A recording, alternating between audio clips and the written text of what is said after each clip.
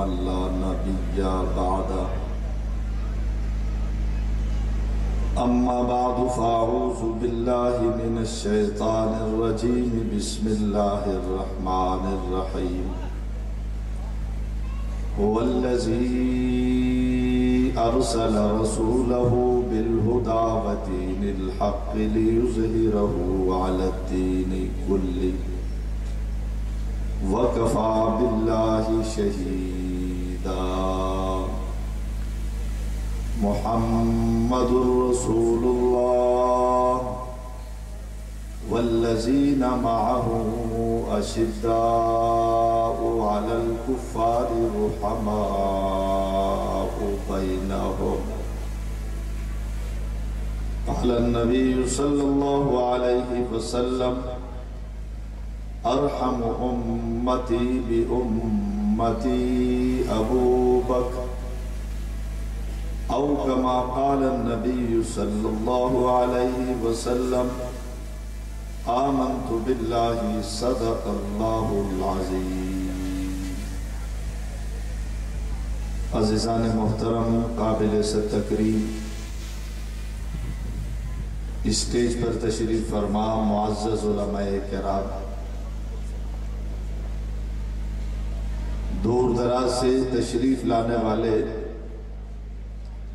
اصحاب رسول کے دیوانوں اور پروانوں، آج کی عظیم الشان کانفرنس خلیفہ بلا فصل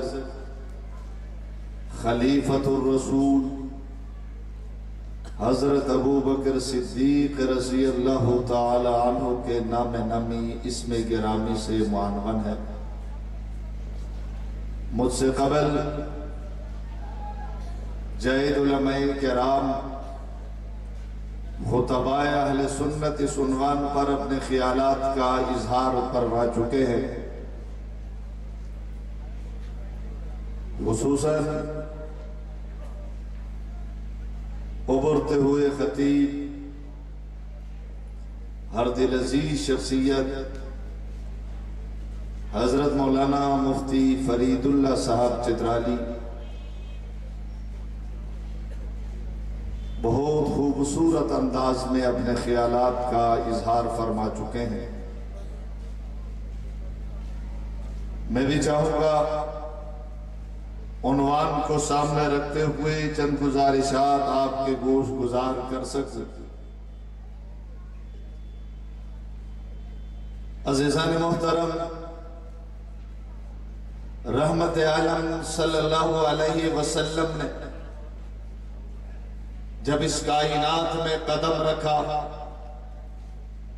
تو اس وقت پوری کائنات میں تاریکی تھی، اندھیرا تھا، ظلمت تھی، فحاشی تھی، عریانی تھی، ظلم تھا، جبر تھا، بربریت تھی۔ خانہ خدا میں 360 بت رکھے ہوئے تھے۔ الہ واحد کو لوگ چھوڑ کر لات و منات اور عزہ کے سامنے اپنا سر خم کر رہے تھے۔ ایسے وقت میں میرے نبی نے اعلان فرمایا، قولوا لا الہ الا اللہ تفلحوا۔ اے لوگو یہ اعلان کر دو، یہ مان لو، اقرار کرو، اللہ کے علاوہ کوئی الہ نہیں۔ یہ سننا تھا، اپنے اور پرائے پتھر برسانے لگے۔ ایسے دور میں کچھ خوش نصیب لوگ میرے نبی کی طرف آئے، میرے نبی کے در پہ آئے تو بے شمار آئے۔ قرآن کہتا ہے فی دین اللہ افواجا، اس حق کو لینے کے لیے لوگ فوج در فوج آئے، جماعت در جماعت آئے، گروہ در گروہ آئے، ایک دو نہیں بے شمار آئے۔ آنے کو نبی کے در پہ وہ عثمان غنی بھی آیا، آنے کو نبی کے در پہ حضرت عمر بھی آئے، آنے کو نبی کے در پہ چھوٹے سے علی بھی آئے، آنے کو نبی کے در پہ بلال بھی آئے، خباب بھی آئے، خبیب بھی آئے۔ لیکن آج نبی کے در پہ آنے والوں کا تذکرہ نہیں ہے۔ آنے کو نبی کے در پہ وہ عثمان غنی بھی آیا۔ نبی کے در پہ آنے کے بعد ایک ہی مجلس میں نبی کی زبان سے 9 مرتبہ جنت کی بشارت سنی۔ آقا نے فرمایا عثمان بیٹھ جا تو جنتی ہے، عثمان بیٹھ جا تو جنتی ہے، عثمان بیٹھ جا تو جنتی ہے۔ ایک مرتبہ نہیں 9 مرتبہ جنت کی بشارت دی۔ نبی کے در پہ آنے والوں میں وہ عثمان غنی بھی ہے جس کے نکاح میں میرے نبی کی 2 صاحبزادیاں یہ کے بعد دیگرے آئی۔ ہاں یہ وہ عظمت ہے، یہ وہ رفت ہے، یہ وہ شان ہے، یہ وہ فضیلت ہے۔ پوری کائنات میں آدم تا عیسیٰ، عیسیٰ علیہ السلام سے لے کر نبی آخر الزمان تک کسی امتی کو یہ عظمت نہیں ملی، یہ فضیلت نہیں ملی کہ اس کے نکاح میں کسی نبی کی 2 بیٹیاں آئی ہو۔ یہ عظمت ملی ہے، یہ فضیلت ملی ہے تو عثمان غنی کو ملی ہے۔ وہ عثمان غنی بھی چل کر نبی کے در پہ آئے تھے۔ کون عثمان غنی جس کے سر پہ نبی نے ہاتھ رکھ کر اعلان کیا تھا ما ضر عثمان ما عمل بعد اليوم، عثمان آج کے بعد تو کوئی گناہ بھی کرے گا فرشتے تیرے گناہوں کو لکھیں گے نہیں، لیکن نہیں آج اس عثمان کا تذکرہ میں کرنا نہیں چاہ رہا۔ آنے کو نبی کے در پہ وہ علی بھی تو آئے تھے، 8 سال کی عمر میں آئے تھے، نبی کے پاس آئے، جس کو کھلایا نبی نے، پلایا نبی نے، اٹھایا نبی نے، سلایا نبی نے، جگایا نبی نے، چلایا نبی نے، تربیت نبی نے کی۔ جی ہاں آج اس علی کا تذکرہ بھی نہیں کر رہا۔ آنے کو نبی کے در پہ عمر بھی آئے، نانا میں غلط کہہ گیا، حضرت عمر نبی کے در پہ آئے نہیں، 1.25 لاکھ صحابہ سارے نبی کے در پہ آئے، عمر آیا نہیں۔ عمر کو تو نبوت نے بلایا ہے، عمر کو نبوت نے غلاف کعبہ تھام کر رب سے مانگا ہے، ربا اللہم اعز الاسلام بعہد العمرین، اے اللہ اسلام کی طاقت کے لیے 2 عمروں میں سے ایک عمر مجھے دے دیجئے۔ ربا اسلام کمزور ہے، بلال کو گھسیٹا جا رہا ہے، خبیب کو انگاروں پر لٹایا جا رہا ہے، خباب کو تختہ دار پہ چڑھایا جا رہا ہے، بیت اللہ کا دروازہ ابھی تک نہیں کھلا۔ غلاف کعبہ تھام کر اسلام کی طاقت کے لیے میرے نبی نے عمر کو مانگا ہے۔ آج اس عمر کا تذکرہ بھی نہیں کر رہا۔ کسی نے پوچھا تذکرہ کس کا ہے، میں نے کہا آج در پہ آنے والوں کا تذکرہ نہیں، آج اس کا تذکرہ ہے جو بلا فصل نبی کے در پہ آیا ہے۔ آج میں اس کا تذکرہ کروں گا جو سب سے پہلے آیا، جو بلا فصل آیا، اس سے پہلے کوئی نہیں آیا۔ جی ہاں وہ کون ہے؟ وہ صدیق اکبر ہے جس نے سب سے پہلے نبوت کے ہاتھ پہ ہاتھ رکھ کر کلمہ پڑھا ہے۔ جی ہاں ابو بکر صدیق صرف خلافت میں بلا فصل نہیں ہے، ابو بکر صدیق در نبی پہ آنے میں بھی بلا فصل ہے، سب سے پہلے آئے۔ مجھ سے کسی نے کہا حضرت علی المرتضیٰ پہلے آئے تھے، میں نے کہا مجھے انکار کوئی نہیں ہے، حضرت علی بھی پہلے آئے ہیں، حضرت عثمان بھی پہلے آئے ہیں، عبداللہ ابن مسعود بھی پہلے آئے ہیں، بلال بھی پہلے آئے ہیں، لیکن ابو بکر کے آنے میں علی کے آنے میں فرق ہے، ابو بکر کے آنے میں بلال کے آنے میں فرق ہے، ابو بکر کے آنے میں خدیجہ کے آنے میں فرق ہے، ابو بکر کے آنے میں خبیب کے آنے میں فرق ہے، ابو بکر کے آنے میں علی کے آنے میں فرق ہے۔ کسی نے پوچھا یہ فرق کیا ہے، میں نے کہا علی بھی پہلے آئے، ابو بکر بھی پہلے آئے، لیکن فرق یہ ہے علی نے اس وقت نبی کا کلمہ پڑھا جب نبی نے نبوت کا اعلان کیا، عثمان نے اس وقت کلمہ پڑھا جب نبی نے نبوت کا اعلان کیا، طلحہ نے اس وقت نبوت کو مانا جب نبی نے اعلان کیا، ابو بکر نے اس وقت نبی کو نبی مانا ہے جب ابھی تک نبی کے پاس وحی آئی نہیں تھی، قرآن آیا نہیں۔ ابھی وحی آئی نہیں، قرآن آیا نہیں، نبی نے اعلان فرمایا نہیں۔ ابو بکر صدیق نے نبی کو نبی مانا ہے، میں نہیں کہہ رہا، سیرت نگاروں نے لکھا کان ابو بکر آمن بالنبی قبل النبوت۔ ابو بکر صدیق نے نبی کی نبوت کو وحی آنے سے پہلے، جبریل کے آنے سے پہلے، قرآن آنے سے پہلے نبی کو نبی مان چکے تھے۔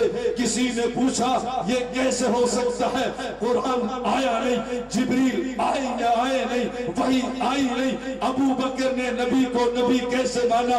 ابو بکر خود بیان کرتے ہیں زمانے جاہلیت میں نے ایک خواب دیکھا۔ خواب کیا دیکھا؟ آسمان میں چاند طلوع ہوا، کہتے ہیں میں نے چاند کو دیکھا، اچانک چاند کے ٹکڑے ہو گئے، ٹکڑے ہونے کے بعد مکے کے ہر گھر میں چاند کا ایک ٹکڑا جا کر گرا اور وہ گھر روشنیوں سے منور ہو گیا۔ کہتے ہیں تھوڑی دیر کے بعد چاند کے ٹکڑے آپس میں مل گئے، ملنے کے بعد پورا چاند بن گیا۔ پھر چاند میرے گود میں آ کر گرا۔ کہا جب میری گود میں چاند آ کر گرا، صبح میں بیدار ہوا، علماء کے پاس گیا، اہل علم کے پاس گیا، اہل کتاب کے پاس گیا اور پادریوں کے پاس گیا، رہبان سے میں نے پوچھا جو تورات و انجیل کو جانتے تھے، میں نے اس سے پوچھا بتاؤ تو صحیح میں نے خواب دیکھا ہے۔ انہوں نے پوچھا خواب کیا ہے؟ میں نے خواب کو بیان کیا تو انہوں نے جواب دیا ابو بکر نبی آخر الزمان آنے والے ہیں۔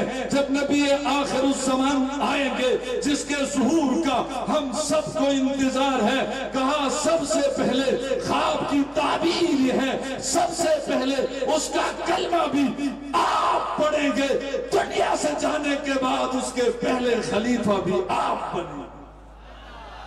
علماء نے لکھا ہے اس خواب کے بعد ابو بکر صدیق کو یقین ہو گیا تھا کہ اللہ تبارک و تعالی میرے ساتھی محمد بن عبداللہ کو نبوت سے نوازیں گے۔ انتظار میں تھے جب نبوت ملے گی سب سے پہلے میں نبی کا کلمہ پڑھوں گا۔ اس دن سے یقین تھا۔ ایک اور واقعہ پیش آ گیا۔ حضرت ابو بکر صدیق کہتا ہے میں تجارت کے لیے یمن چلا گیا، یمن کے بازار میں بیٹھا ہوا تھا، ایک یمنی آدمی میرے پاس آیا، آ کر اس نے کہا ہمارے قبیلے میں، قوم میں، ہمارے علاقے میں ایک عالم دین ہے جو تورات و انجیل کو جانتا ہے، لیکن 300 سال اس کی عمر ہے۔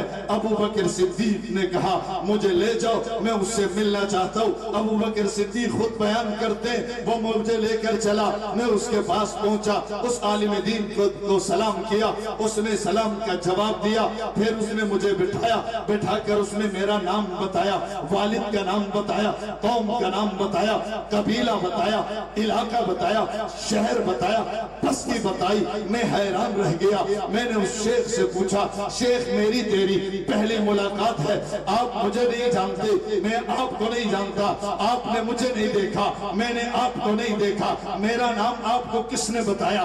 قوم کا نام کس نے بتایا؟ قبیلے کا نام کس نے بتایا؟ علاقے کا نام کس نے بتایا؟ شہر کا نام کس نے بتایا؟ بستی کا نام کس نے بتایا؟ تو اس عالم دین نے مسکرا کر کہا ابو بکر تجھے کون نہیں جانتا؟ جس نے بھی تورات و انجیل کا جس کے پاس علم ہے، ابو بکر وہ تجھے بھی جانتا ہے، تیرے قبیلے کو بھی جانتا ہے، خاندان کو بھی جانتا ہے۔ ابو بکر نے پوچھا کہ میرے نام کو، قبیلے کو ہر عالم کیسے جانتا ہے؟ اس عالم نے کہا تیرا بھی تذکرہ آسمانی کتابوں میں ہے، تیرے قبیلے کا تذکرہ بھی آسمانی کتاب۔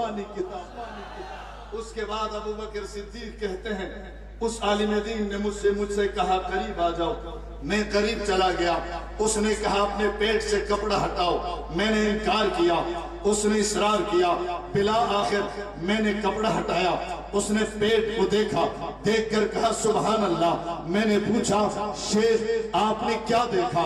سبحان اللہ کیوں کہا؟ تو اس عالم دین نے کہا ابو بکر تم میں تمام نشانیاں موجود ہیں، ایک نشانی باقی تھی میں اس کو دیکھنا چاہتا تھا، وہ نشانی بھی نظر آ گئی ہے، وہ بھی موجود ہے۔ کہا وہ کیا ہے؟ کہنے لگا دل کا نشان ہے، آسمانی کتابوں میں لکھا ہے ان علامات کے بعد ایک علامت یہ بھی لکھی ہے، جب نبی آخر الزمان آئے گا جو سب سے پہلے اس کا کلمہ پڑھے گا اور سب سے پہلے جو اس کا خلیفہ بلا فصل بنے گا اس کا نام ہی ہوگا، والد کا نام ہی ہوگا، ناف کے اوپر دل کا نشان ہوگا۔ اس عالم دین نے کہا ابو بکر میں گواہی دیتا ہوں نبی آخر الزمان کے پہلے صحابی بھی آپ ہوں گے، پہلے خلیفہ بھی آپ ہوں گے، آپ ہوں گے۔ اس لیے علماء نے لکھا ابو بکر صدیق کو پہلے سے یقین تھا کہ اللہ تبارک و تعالی میرے ساتھی محمد کو صلی اللہ علیہ وسلم نبوت سے نوازیں گے۔ پھر میرے نبی نے جب نبوت کا اعلان کیا ابو بکر پہلے آئے، دلیل نہیں مانگی، پہلے آیا، معجزہ طلب نہیں کیا۔ نبی نے فرمایا مجھے نبوت ملی ہے، ابو بکر نے اعلان کر دیا میں تیرا غلام بن چکا ہوں۔ عزیزان محترم، آج ایک طبقہ روتا ہے، چیختا ہے، چلاتا ہے، واویلا کرتا ہے، ماتم کرتا ہے، کالے کپڑے پہنتا ہے، بال نوچتا ہے، منہ پہ تھپڑ مارتا ہے۔ میں نے پوچھا کیا ہوا؟ کہنے لگا ابو بکر خلیفہ بلا فصل بن گئے۔ میں نے کہا نہیں، ابو بکر صدیق صرف خلیفہ بلا فصل نہیں ہے، ابو بکر صدیق تو کلمہ پڑھنے میں بھی بلا فصل ہے، نماز پڑھنے میں بھی بلا فصل ہے، اسلام پر مال لٹانے میں بھی بلا فصل ہے، اسلام کے لیے مار کھانے میں بھی بلا فصل ہے، مصلی رسول پہ آنے میں بھی بلا فصل ہے، منبر رسول پہ آنے میں بھی بلا فصل ہے۔ بدر میں دیکھو بلا فصل ہے، احد میں دیکھو بلا فصل ہے، خندق میں دیکھو بلا فصل ہے، خیبر میں دیکھو بلا فصل ہے۔ چل آج مدینے میں جا کر روزے میں دیکھو آج بھی بلا فصل ہے۔ تم خلافت کو روتے ہو کہ خلیفہ بلا فصل بن گئے، ہمارا عقیدہ صرف خلافت میں بلا فصل ہونے کا نہیں ہے۔ تم خلافت کی بات کرتے ہو، ہم تو اس سے ایک قدم آگے بڑھ کر کہتے ہیں ابو بکر صدیق عالم ارواح میں بھی نبی کے ساتھ بلا فصل تھے۔ تم خلافت کی بات کرتے ہو، میرے نبی نے فرمایا ابو بکر آپ کا میرا یہ یارانہ کوئی نیا نہیں۔ پوچھا گیا آقا کب سے ہے؟ آقا نے فرمایا ابو بکر عالم ارواح میں تیری روح میری روح دونوں ساتھ تھی، وہاں بھی ہماری روحیں بلا فصل تھی۔ آقا پھر کیا ہوا؟ آقا نے فرمایا کہ پھر تیری روح میری روح کا توڑ میں مقابلہ ہوا۔ ابو بکر میری روح ایک قدم آگے نکل گئی، آپ کی روح ایک قدم پیچھے رہ گئی۔ اس وقت سے لے کر آج تک ابو بکر مجھ میں تجھ میں ایک قدم کا فرق ہے، میں ایک قدم آگے تو ایک قدم پیچھے، درمیان میں کوئی نہیں، تو بلا فصل ہے۔ میں ایک قدم آگے تو ایک قدم پیچھے، میں نبوت لانے والا تو تصدیق کرنے والا، میں ہجرت پہ جانے والا تو کندھوں پہ اٹھانے والا، میں بدر میں ایک قدم تو پیچھے ہے، باقی صحابہ تیرے پیچھے ہیں، احد میں تو ایک قدم مجھ سے پیچھے ہے، باقی سارے صحابہ ایک قدم تجھ سے پیچھے ہے۔ ابو بکر مجھ میں اور تجھ میں ایک قدم کا اس وقت سے لے کر آج تک یہ فرق ہے، تو ہر جگہ بلا فصل ہے، میرے پیچھے تو ہے، میرے اور تیرے درمیان کوئی اور نہیں۔ تو خلافت کو روتا ہے۔ ویسے بھی میں نے کہا پھر خلیفہ بلا فصل کون ہے؟ کہنے لگا علی ہے۔ میں نے کہا علی کو خلیفہ بلا فصل کہنا عقیدہ نہیں، پاگل پن ہے۔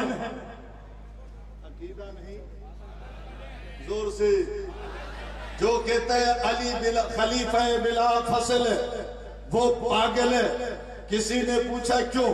میں نے کہا دیکھو میں اسٹیج پہ آ چکا ہوں، میں گودرا میں آ چکا ہوں، میں اسٹیج پہ آ چکا ہوں، میں نے آ کر بیان بھی کیا ہے۔ ایک آدمی کے تاج حنفی اسٹیج پہ آیا ہی نہیں ہے، جلسے میں آیا ہی نہیں ہے، یہ دیکھنے والے کہیں گے یہ کتنا پاگل آدمی ہے۔ ایک آدمی آیا، ایک عالم آیا، آ کر بیان بھی کیا، یہ پھر بھی کہتا ہے وہ نہیں آیا۔ جی ہاں یہ تو کہا جا سکتا ہے یہ کیوں آیا ہے، اس کو نہیں آنا چاہیے، لیکن کوئی یوں کہے گا وہ آیا ہی نہیں ہے، گودرا والے سارے کہیں گے یہ پاگل ہے، یہ پاگل ہے۔ عالم آیا بھی، خطیب آیا بھی، حنفی آیا بھی، بیان کر کے چلا بھی گیا، اب یہ نہیں مان رہا تو یہ پاگل ہے۔ اسی طریقے سے اگر کوئی کہتا ہے ابو بکر صدیق خلیفہ بلا فصل نہیں، علی خلیفہ بلا فصل ہے، تو یہ عقیدہ پاگل پن ہے، وہ کہنے والا پاگل ہے، کیونکہ نبی کے بعد ابو بکر تخت پہ بیٹھ چکے ہیں، نبی کے بعد ابو بکر حکومت کر چکے ہیں، نبی کے بعد ابو بکر صدیق خلیفہ بن چکے ہیں۔ اب کوئی کہتا ہے ابو بکر خلیفہ بلا فصل نہیں اور تین خلفاء کے بعد جو آیا ہے وہ بلا فصل ہے، کہا جائے گا یہ عقیدہ نہیں ہے، پاگل پن۔ یہ عقیدہ نہیں ہے، کیا ہے؟ کہتے ہیں حضرت علی خلیفہ بلا فصل ہے۔ نبی کے بعد خلیفہ کون بنا؟ ماننے والے کہیں گے۔ اور ابو بکر کے بعد کون بنا؟ عمر کے بعد کون بنا؟ عثمان کے بعد کون بنا؟ نبی کے بعد ابو بکر، ابو بکر کے بعد عمر، عمر کے بعد عثمان، عثمان کے بعد علی۔ اب بھی کوئی کہتا ہے ابو بکر نہیں علی خلیفہ بلا فصل ہے، اس سے پوچھا جائے گا نبی اور علی کے درمیان ابو بکر کا فصل تجھے نظر نہیں آتا؟ نبی اور علی کے درمیان کیا عمر کا فصل نظر نہیں آتا؟ نبی اور علی کے درمیان کیا عثمان کا فصل نظر نہیں آتا؟ ابو بکر صدیق نے خلافت کی ہے 2 سال تک، حضرت عمر نے خلافت کی ہے 10 سال تک، حضرت عثمان نے خلافت کی ہے 12 سال تک، ابو بکر کے 2 سال لے لو، عمر کی خلافت کے 10 سال لے لو، عثمان غنی کی خلافت کے 12 سال لے لو، یہ 24 سال بنتے ہیں نبی کے وصال کے۔ 24 سال کے بعد علی خلیفہ بنے، تمہیں یہ 24 سال کا فصل نظر نہیں آتا؟ ہے کہ ابو بکر صدیق خلیفہ بلا فصل بن گئے۔ میں نے کہا وہ بن بھی گئے، چلے بھی گئے، بن بھی گئے، اب تو الٹا بھی لٹک جا، ابو بکر صدیق سے یہ عہدہ تیرا باپ بھی نہیں لے سکتا۔ خلافت بھی کی، حکومت بھی کی، تو خلافت کو روتا ہے۔ ہمارا تو عقیدہ ہے ابو بکر صدیق مٹی میں بھی بلا فصل ہے، میں نہیں۔ میرے نبی فرماتے انا ابو بکر و عمر خلقنا من تربت واحدہ، اللہ نے جہاں سے میری مٹی لی ہے وہاں سے ابو بکر کی مٹی لی ہے۔ ابو بکر صدیق تو مٹی میں بھی نبی کے ساتھ بلا فصل۔ خلافت کو روتا ہے، جہاں سے نبی کی مٹی لی گئی وہاں سے ابو بکر صدیق کی مٹی لی گئی۔ اور کسی نے پوچھا نبی کی مٹی کہاں سے لی گئی؟ میں نے کہا نبی کی مٹی جنت سے لی گئی، جہاں نبی کی مٹی لی گئی وہاں سے ابو بکر کی مٹی لی گئی۔ نبی کی مٹی جنت سے لی گئی تو ابو بکر کی مٹی بھی جنت سے لی گئی۔ نبی بھی جنت سے آئے ہیں، جنت میں گئے ہیں، ابو بکر بھی جنت سے آئے ہیں، جنت میں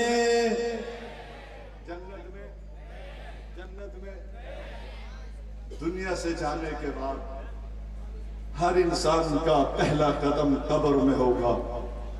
عالم مرے تب، خطیب جائے تب، ادیب جائے تب، ولی جائے تب، قطب جائے تب، ابدال جائے تب، جو بھی جائے گا پہلا قدم دنیا سے جانے کے بعد پہلا قدم قبر میں نہیں جنت میں رکھا ہے۔ کہاں رکھا ہے؟ صرف جنت میں قدم نہیں رکھا، آج بھی جنت میں آرام فرما ہے۔ ما بین بیتی و منبری روضۃ من ریاض الجنہ، جہاں نبی آرام فرما ہے یہ مکہ مدینے کی زمین نہیں ہے، یہ جنت کا ٹکڑا ہے۔ جس جنت میں نبی آرام فرما ہے اسی جنت میں میرا صدیق آرام فرما ہے۔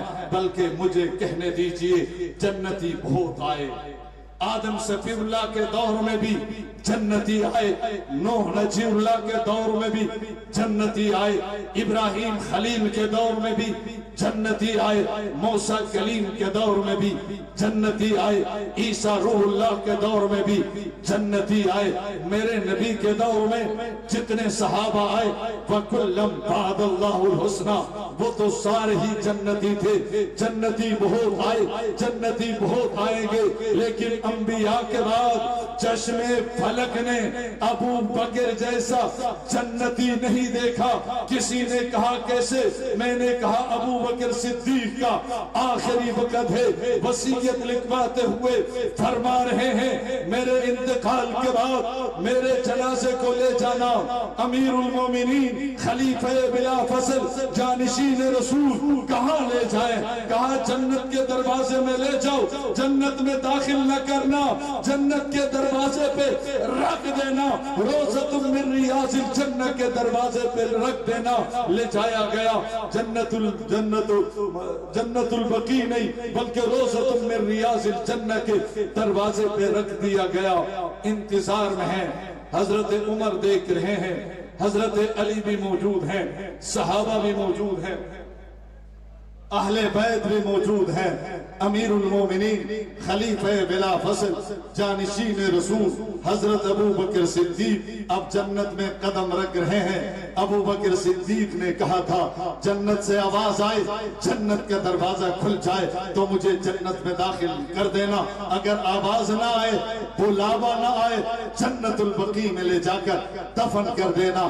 جب رکھا گیا تو روضہ رسول سے آواز آئی ادخل الحبیب الی الحبیب، کہا لے آؤ لے آؤ لے آؤ، میرے خلیفہ بلا فصل کو لاؤ، لا کر میرے ساتھ اس کو رکھو۔ اس کے بعد دروازہ کھلا، ابو بکر صدیق نے دن کے وقت سب کی موجودگی میں جنت میں قدم رکھا۔ ابو بکر نے جنت میں قدم رکھا، عمر نے دیکھا، ابو بکر صدیق نے جنت میں قدم رکھا، عثمان غنی نے دیکھا، علی نے دیکھا، طلحہ نے دیکھا، زبیر نے دیکھا، صحابہ نے دیکھا، اہل بیت نے دیکھا، یوں جنت میں قدم رکھا۔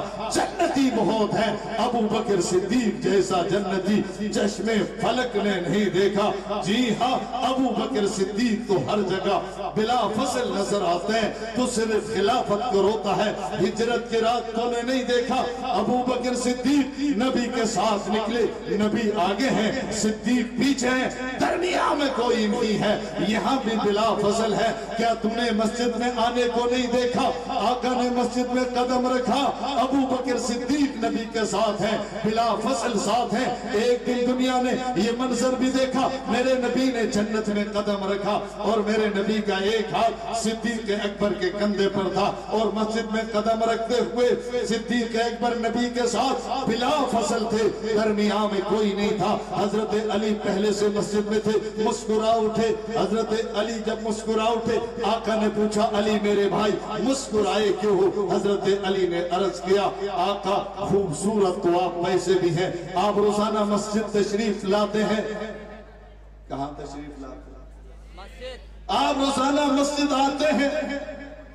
اس دور میں حضرت علی بھی مسجد میں جاتے تھے، نبی بھی مسجد میں جاتے تھے، کیونکہ اس دور میں مساجد تھی، مسجدیں تھی، باڑا نہیں تھا۔ لیکن آقا آج آپ ابو بکر کے ساتھ جس انداز میں آپ نے مسجد پہ قدم رکھا، بلا فصل قدم رکھا، ابو بکر کا آپ کے ساتھ بلا فصل آنا مجھے اچھا لگا۔ آقا نے فرمایا علی اگر ابو بکر صدیق کا میرے ساتھ بلا فصل آنا آپ کو اچھا لگا تو یہ مجھے بھی تو اچھا لگتا ہے۔ جبریل امین حاضر ہو گئے اور جبریل امین نے عرض کیا آقا آپ کے ساتھ ابو بکر جو بلا فصل آئے ہیں اور یوں آنا آپ کو بھی اچھا لگا، علی کو بھی اچھا لگا، مجھے بھی اچھا لگا۔ رب نے پیغام دے کر بھیجا ہے، رب نے فرمایا ہے کہ مجھے بھی اچھا لگا، اتنا اچھا لگا یوم القیامہ آقا قیامت کے دن جب تجھے روزے سے اٹھاؤں گا تب بھی ابو بکر تیرے ساتھ بلا فصل ہوں گے، جب حوض کوثر پہ لے جاؤں گا تب بھی بلا فصل ہوں گے، جب دخول جنت کا وقت ہوگا تب بھی ابو بکر بلا فصل ہوں گے۔ وما علینا نعرے